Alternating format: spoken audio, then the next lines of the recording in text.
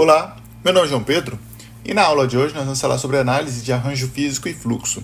Nós vamos ver uma forma de analisar e melhorar esse arranjo físico de uma indústria, de uma produção, de uma linha de produção. E dentro dessa aula nós vamos utilizar várias ferramentas da engenharia de produção. Vai ser um vídeo, uma aula muito legal aqui. Então, hoje, na nossa pauta de hoje, de fato, nós vamos falar um pouquinho sobre as abordagens de produção. Depois nós vamos falar um pouquinho sobre layout e arranjo físico. E por fim nós vamos falar propriamente dito da análise da situação atual e a proposição da situação futura para essa linha de produção que a gente está fazendo a análise hoje, né?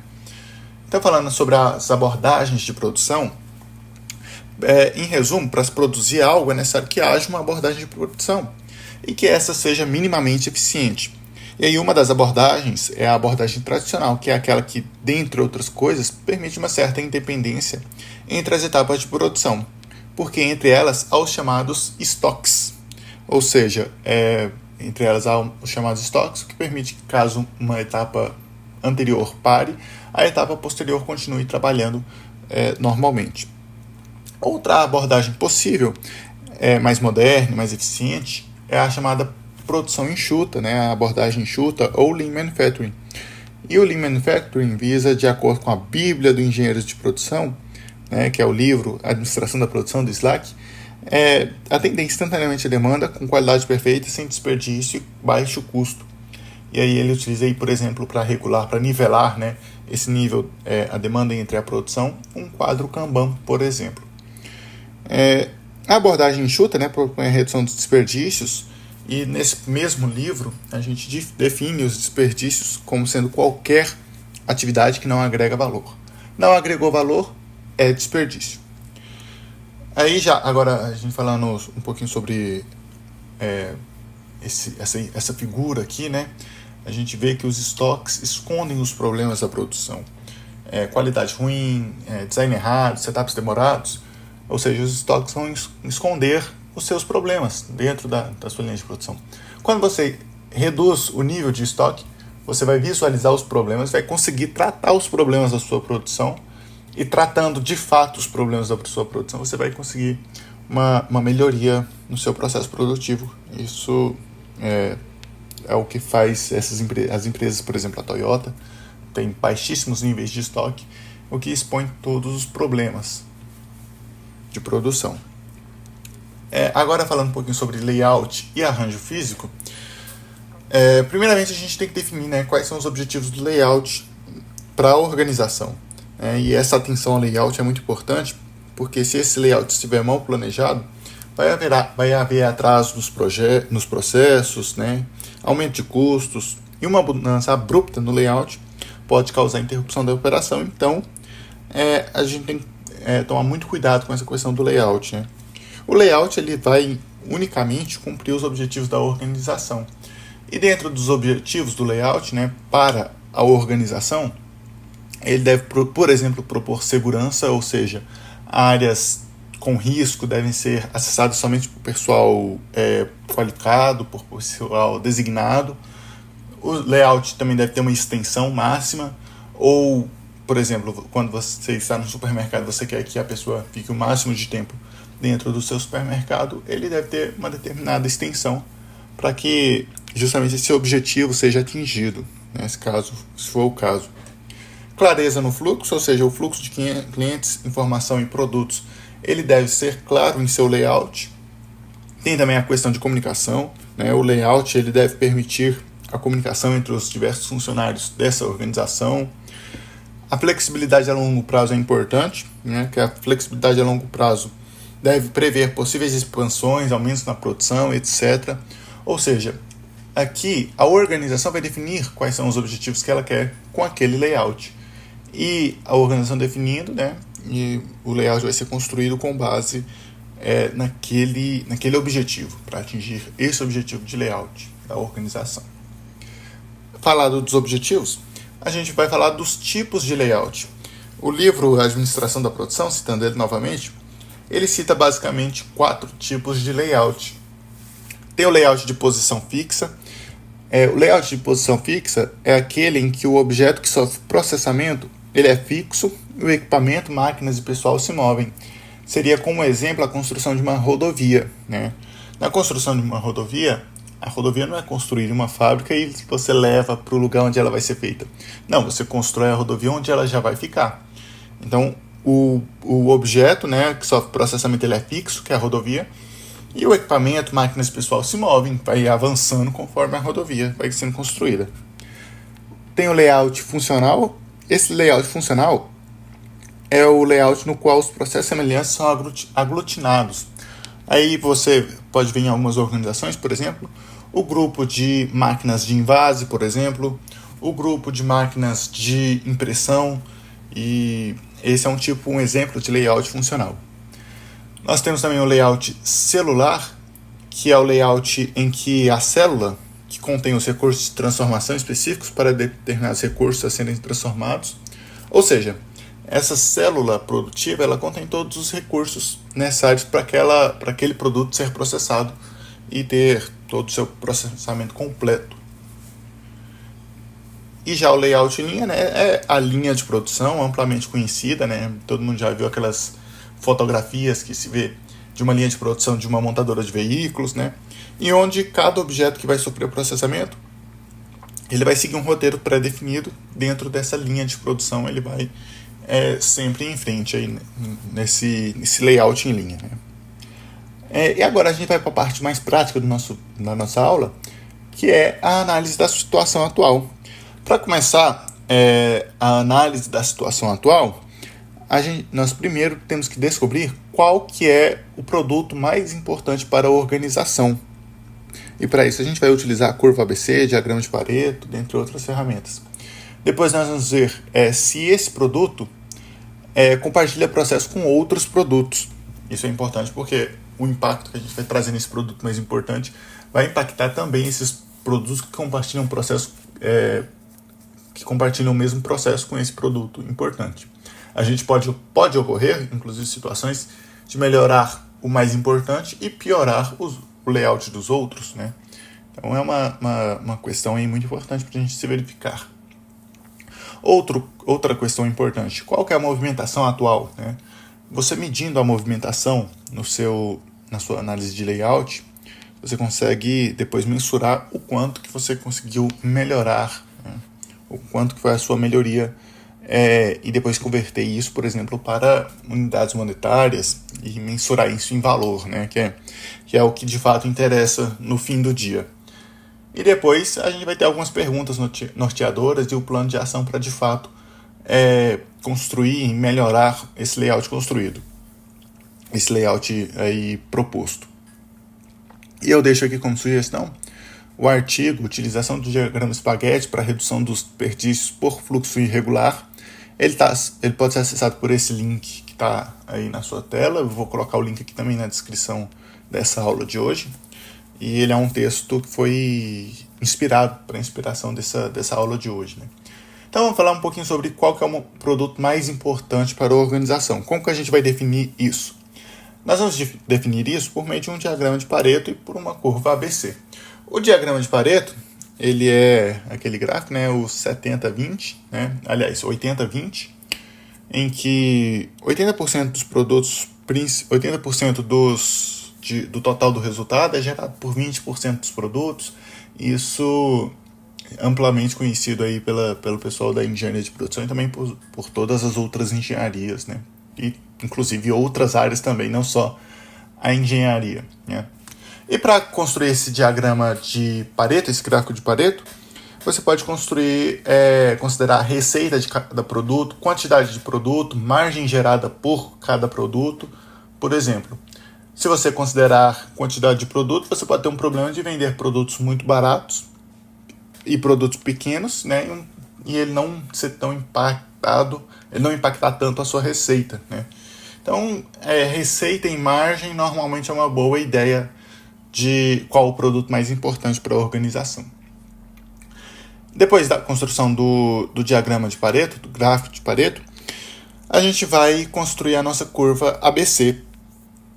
E a curva ABC nós vamos construir no sentido em que os produtos da classe A, eles possuem maior significância para a empresa e ele contribui com maior renda, ou seja, maior circulação de produtos e é a maior fonte de receita da empresa. Em geral, aí 80% da receita vem em torno de 20% dos produtos vendidos. Já os produtos de classe B são os produtos ali intermediários, né? Continuam representando boa parte do faturamento da empresa, e é preciso gerir esses itens aí classe B com cuidado, né? Sempre acompanhando, mas em geral aí eles representam 30% dos produtos e 15% aí do total da receita. E os classe C são aqueles de menor performance, tanto no volume de vendas quanto em questão de faturamento. Em questão desses produtos C, às vezes pode ser optado até o fim da comercialização, ou então uma forma de potencializar as vendas para esses produtos de classe C. E aí, em geral, 50% dos produtos correspondem aí a 5% do total de receita. É o que diz aí a lei a curva ABC. E aí, após montada essa curva ABC, nós podemos colocar aqui no nosso gráfico de Pareto o ABC de fato. Nós temos aí que o produto 1 é o nosso produto AA, ou seja, o produto principal, o produto que gera mais receita para essa organização exemplo. Do produto 1 até o produto 4 nós temos os produtos de classe A. Do produto 5 ao 9 nós temos os produtos aí de classe B. E do 10 ao 15 os produtos de classe C. Aí está representando em torno dos percentuais que eu falei anteriormente. Pode ocorrer na sua organização de não acontecer isso, mas em geral é dessa forma aí, 80% das vendas correspondem a 20% dos produtos, classe B 15% dos produtos, 15% do total da receita corresponde a 30% dos produtos, e o C, 50% dos produtos, corresponde a 5% das vendas, e é mais ou menos o que está representado aí. Beleza, aqui a gente define que a gente vai trabalhar com o produto 1, no caso, porque ele é o produto que gera mais receita para a organização. E gerando mais receita é o produto em que, quando a gente for atuar nele, no processo dele, e tivermos um resultado positivo, esse resultado positivo vai ser maior do que se eu fosse atuar lá no produto 15º, que gera apenas, aí no caso, uma unidade monetária, exemplo, né, para essa organização exemplo. Construído, descobrimos o produto mais importante para essa organização. Após isso, nós vamos verificar se esse produto ele compartilha o processo com outros produtos. E como a gente vai fazer isso? A gente vai fazer isso por meio de uma matriz produto-processo. Uma matriz produto-processo, ou seja, uma PFMA, que é uma sigla em inglês, né? É uma família de produtos. Ele define, né, que uma família de produtos é um grupo de produtos que passa por etapas semelhantes de processamento e utilizam equipamentos comuns nos seus processos. E nós vamos utilizar justamente essa matriz produto-processo para a construção e descobrir se esse produto 1 que a gente está analisando aqui, ele compartilha processo com outros produtos. E aí a gente vai montar as famílias de produtos. Aqui nós temos os produtos do 1 ao 10, que são os mesmos produtos que apareceram lá anteriormente, né? Aqui nós não colocamos até o 15 nesse caso, mas é possível construir essa matriz já previamente aqui. Poderíamos ter colocado os 15 produtos. Aí, o ideal é que fosse feito com todos os produtos. Para a matriz não ficar muito grande, a gente optou apenas pelos 10 produtos. Mas quando vocês forem construir, construam com todos os produtos. E aqui o que a gente vai fazer? A gente vai unir os produtos que compartilham o mesmo processo, né? Aqui a gente pode ver que a família 1, que é composta pelos produtos 1, 4, 7 e 9. Ou seja, a melhoria no layout que eu vou fazer para o produto 1 vai impactar os produtos 4, 7 e 9. A mesma coisa vai ocorrer com os produtos 2, 5 e 10. Eles compartilham o mesmo processamento, o mesmo fluxo produtivo, as mesmas máquinas, né? Então, qualquer impacto ou melhoria que eu realizar no produto 2, por exemplo, no caso de linha, né, ele vai impactar também os produtos 5 e 10. A mesma coisa para a família 3. E no caso da família 4, a gente só tem o produto 6 representando aí essa família, nesse caso. Ou seja, lá no início a gente selecionou o produto 1 como sendo nosso produto mais importante e o que iria sofrer, né, a melhoria no layout. E aqui a gente vê que, além do produto 1 ser impactado, a gente vai impactar o 4, 7 e o 9.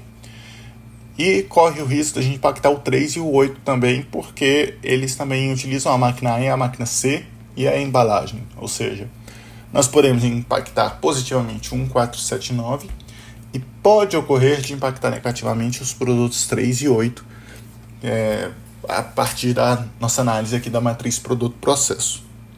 Então, dando continuidade aqui, a gente vai descobrir agora qual que é a movimentação atual do nosso produto principal, que é o produto 1, também é o produto 4, 7 e o produto 9, né? A gente vai ver qual que é a movimentação atual. Que ferramenta que a gente vai utilizar para isso? Nós vamos utilizar, né, primeiramente, um fluxograma para mapear o processo, né? E o fluxograma a gente pode construir por meio de um BPMN, né, e outras ferramentas de mapeamento de processo. Normalmente utiliza-se o BPMN, que é um método, né, amplamente conhecido aí, com ferramentas muito boas, né? E aí pode ser construído o BPMN. E após a construção do mapeamento do processo, a gente vai construir o diagrama espaguete, que de fato vai medir a movimentação dentro da organização. Aqui a gente tem dois exemplos de um diagrama espaguete, que é de fato essas linhas, né, essas linhas coloridas que vocês estão vendo aí nessa planta baixa, representam a movimentação ocorrida por esse produto 1, 4, 6 ou 9, né? 1, 4, 6 ou 9, se eu não me engano, mas o produto 1, que é o principal, na nossa situação exemplo aqui, essas linhas elas representam a movimentação, e com essas linhas vocês conseguem, né, nós conseguimos medir o quanto que esse produto movimentou e quais são os movimentos que a gente pode eliminar, né? Por exemplo, aí nessa figura 2, a gente está vendo que ele vai e volta, então a gente com certeza poderia melhorar esse layout aí dessa situação, dessa figura do lado direito aí, né? Mesma coisa também para o lado esquerdo, a gente poderia, a gente vê que ele vai e volta, né? Enfim, a gente consegue reduzir com certeza essa movimentação e ter um impacto positivo para a organização. Depois da construção desse diagrama espaguete, a gente vai responder algumas perguntas norteadoras e, por fim, construir um plano de ação para melhoria do layout do arranjo físico, né? A primeira pergunta norteadora, as primeiras perguntas norteadoras o tipo do layout atual da organização é o ideal? Às vezes a gente está utilizando um layout de posição fixa, layout de posição fixa não, às vezes a gente está usando um layout funcional e poderia utilizar um layout celular, que poderia causar melhoria no arranjo físico, melhoria dos processos. E se fosse realizada essa alteração, né, do layout atual para outro tipo de layout, traria de fato alguma melhoria significativa? E para além de trazer melhoria, é viável realizar essa alteração de layout, né? Importante, né? Porque às vezes o ganho é muito, mas é inviável por algum motivo realizar uma alteração do tipo de layout. Às vezes é uma máquina muito complexa, cheia de tubos e, enfim, questões que não tornam viável essa alteração do tipo de layout, apesar de trazer uma melhoria significativa. Outra pergunta norteadora é se o layout atual está cumprindo com os objetivos propostos pela organização. E se fosse realizada a alteração do layout para outro tipo, ou modificações nesse layout que trouxessem e que passariam a cumprir os objetivos propostos pela organização, será que traria alguma melhoria de fato para esse layout? E será que é viável realizar essa alteração de layout? São perguntas aí a serem feitas, né? E a última pergunta norteadora, né? Se o fluxo no atual layout é adequado, sem desperdícios por fluxo irregular. A gente viu aí no exemplo do diagrama espaguete, né, que ele vai e volta de novo. Então, é um fluxo, né, naquele exemplo que causa, né, um desperdício por fluxo irregular. E justamente naquele caso seria possível realizar melhorias necessárias, né? Aí outra pergunta norteadora, se é possível realizar melhorias necessárias, né? Se for possível, se for trazer melhorias, né? Será que é viável realizar essas alterações? Então são perguntas importantes para serem realizadas antes da construção justamente do nosso plano de ação. Por quê? A partir das informações que a gente construiu e gerou até aqui, a gente vai construir um plano de ação para melhoria dos fluxos. Talvez a gente não vai conseguir modificar máquinas de lugar, não vai conseguir, de fato, atacar todas as causas de fluxo irregular.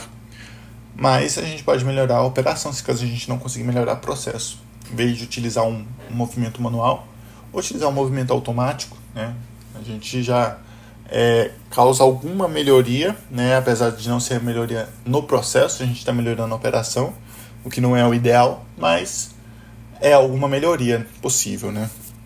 Então, também é importante, né, aí verificar, apenas ressaltando novamente, a viabilidade dessas melhorias, né, que pode ser necessário, né, realizar modificações que sejam inviáveis para a organização.